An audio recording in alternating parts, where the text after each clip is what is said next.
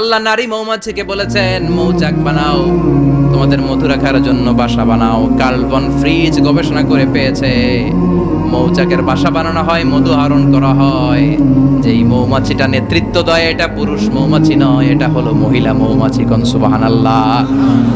পুরো মৌচাকের মধ্যে মধু আহরণ, মধু নেওয়া, পুরো প্রসিডিউরটা সারার জন্য কোনো পুরুষ মৌমাছি লিডিং দেয় না, লিডিং দেয় একটা নারী মৌমাছি, স্ত্রী মৌমাছি। এজন্য ইত্তাখিজ ম্যাসকুলিন জেন্ডার ইউজ না করে আল্লাহ বলেছেন ইত্তাখিজি, নারী মৌমাছিকে আল্লাহ অ্যাড্রেস করে বলেছেন যাও মৌচাক বানাও আর এটার মধ্যে মধু আহরণ করো। চিল্লায় পড়েন আল্লাহু আকবার।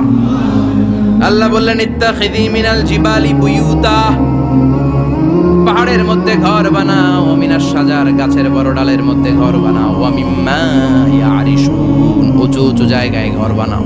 উনি গবেষণা করে পেয়েছেন এই মধুর মধ্যে অসাধারণ কিছু ন্যাচারাল অ্যান্টিসেপটিক আছে। কি আছে? Natural antiseptic. এটার নাম হচ্ছে প্রপিলিস। প্রপিলিস নামে একটা লিকুইড পাওয়া যায় মৌচাকের মধ্যে। এটা কাটা জায়গায় লাগা দিলে স্যাভলন ডেটল কিছু লাগানো লাগবে না। ওই প্রপিলিসের কারণে আপনার কাটা জায়গা এমনি শুকায় যাবে। সুবহানাল্লাহ পড়েন। একটা থাকে রানী মৌমাছি, এর নেতৃত্বে সবাই চলে।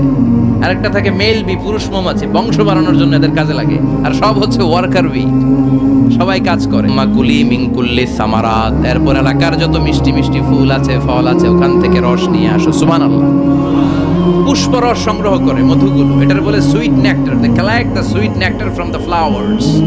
এবং মধুর মধ্যে এত চমৎকার জিনিস থাকার কারণ হচ্ছে মৌমাছিগুলো ওই এলাকার সব ধরনের ফুল, ভালো ভালো সুগন্ধযুক্ত ফুল ফল থেকে রস নিয়ে আসে। তো ওই গাছগুলোর মধ্যে বনাজি গাছ আছে না নাই, ঔষধি গাছ আছে না নাই। এজন্য মধুরে বলা হয় সব রোগের ঔষধ। যত বনাজি ঔষধি গাছের নির্যাস আর পুষ্প রস আছে সব আল্লাহ মধুর ভিতরে ঢুকায়া মধুকে আল্লাহ ন্যাচারাল ভ্যাকসিন বানিয়ে দিয়েছেন। চিল্লায়ে পড়েন আল্লাহু আকবার।